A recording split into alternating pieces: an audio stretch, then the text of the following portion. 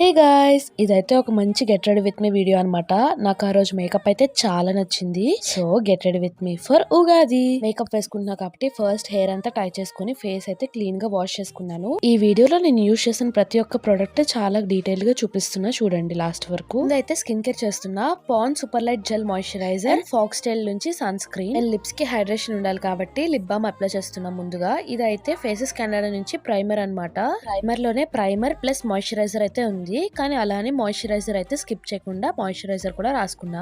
తర్వాత faces Canada నుంచి rose gold stroke cream అయితే అప్లై చేశాను.